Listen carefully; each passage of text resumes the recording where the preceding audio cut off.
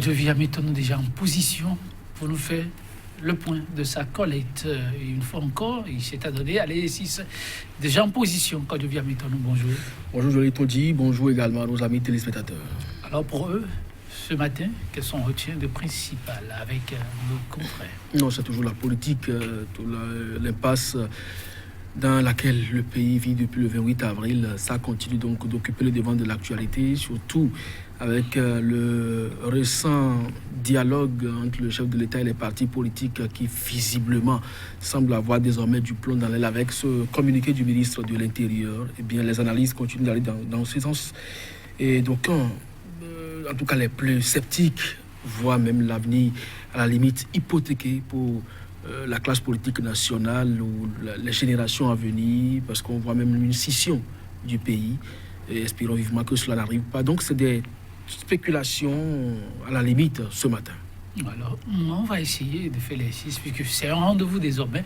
Quand je viens maintenant, on va démarrer avec Actu Express qui, dans ce registre, écrit un titre Enlisement de la crise socio-politique, conjurer le spectre pesant du déluge, restaurer l'état de droit pour réhabiliter la démocratie, le consensus pour aller sans délai vers le dialogue politique national inclusive, rejet en Europe du miel produit au Bénin, alerte grave menace sur la santé des Béninois, les explications des autorités béninoises vivement attendues à cet effet. Dynamisme, info, Adjavon, Kouché, Djenotel, Yadi, Yahi et probablement désormais Lionel Zissou. Donc il n'y a rien à tirer de ces citoyens pour la construction du pays.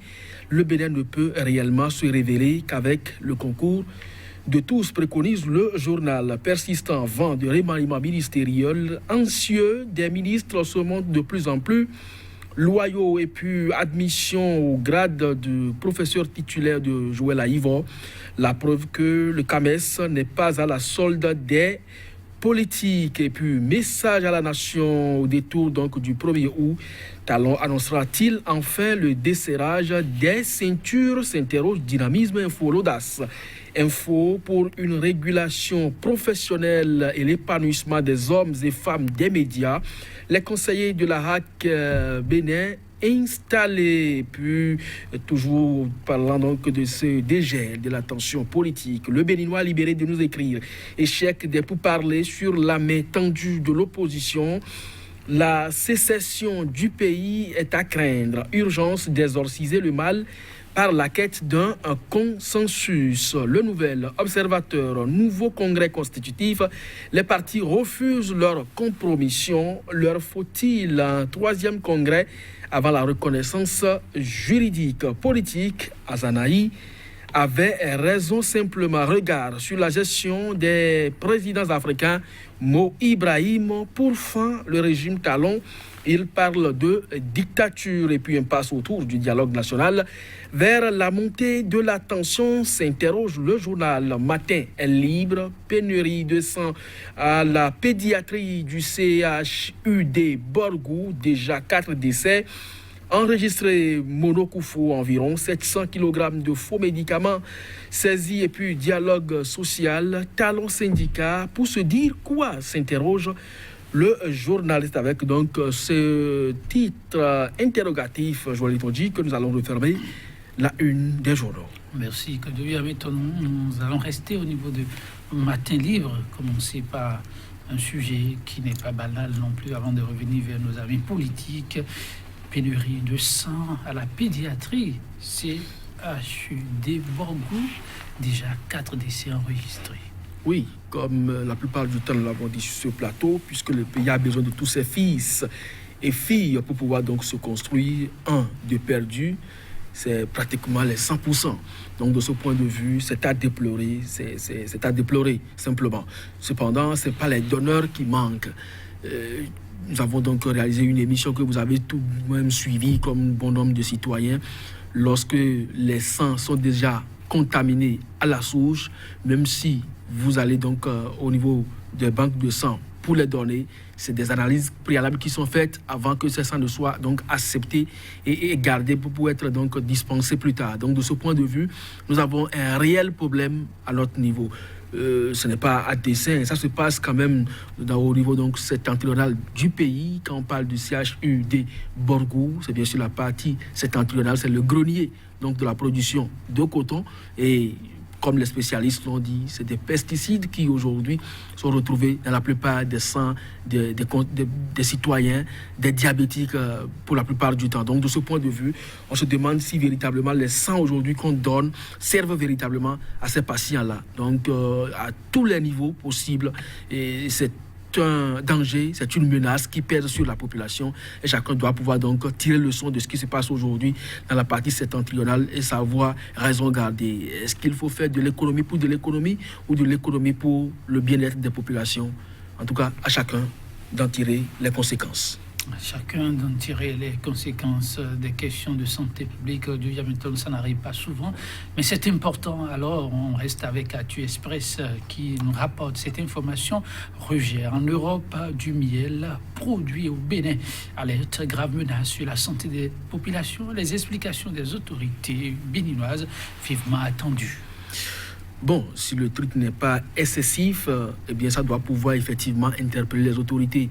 Parce qu'on peut rejeter peut-être pour sa qualité, pas forcément sur les aspects liés donc à la santé. Maintenant, si vous lisez peut-être l'article et que ça renvoie à sa composition au plan chimique, donc qui va affecter la santé de l'homme, c'est pas parce que l'Européen l'a rejeté que l'Africain donc peut le consommer. Donc de ce point de vue, eh bien, les explications effectivement au niveau des autorités sanitaires s'avèrent donc indispensables afin de pouvoir clarifier la situation, quitte à rassurer donc les consommateurs, parce que la plupart du temps ce sont ces miels qu'on retrouve dans les rayons des pharmacies et donc qu'on croit déjà potables pour la consommation. Maintenant, si ça pose problème à l'extérieur, ce n'est pas à l'intérieur qu'on survivra facilement. Donc si c'est vraiment lié donc à l'aspect sanitaire de ce point de vue, effectivement, oui, alerte, grave menace donc sur la santé des Béninois. Il faut quand même que le ministre monte au créneau pour nous expliquer de quoi tout ça retourne, parce que c'est des manques à gagner au plan financier,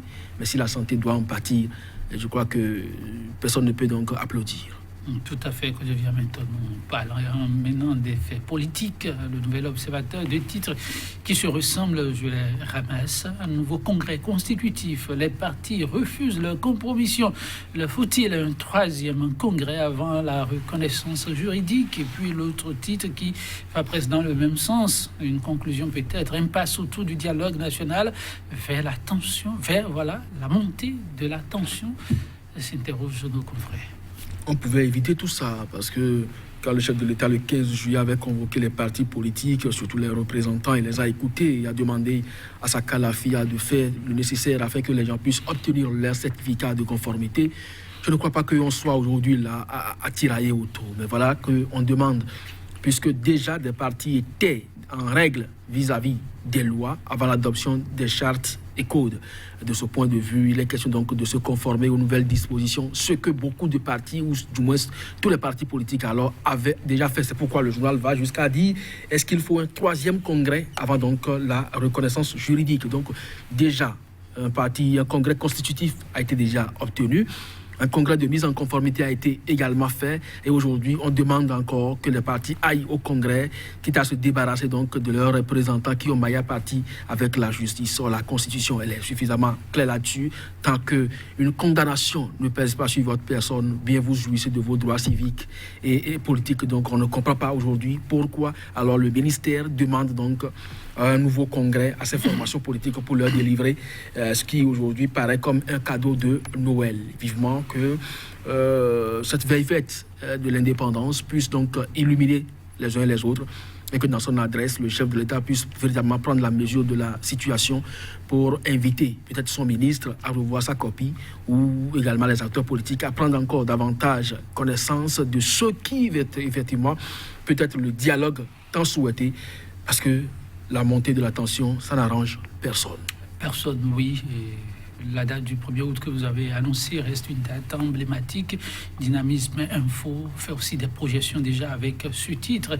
Quand je viens maintenant que je rappelle, Adjavon, Kouché, Dienontin, Liali, Yahi, probablement désormais Lionel Zinsou. Donc, il n'y a rien à tirer de ces citoyens pour la construction du pays, tous désormais à l'étranger. C'est quand même dommage.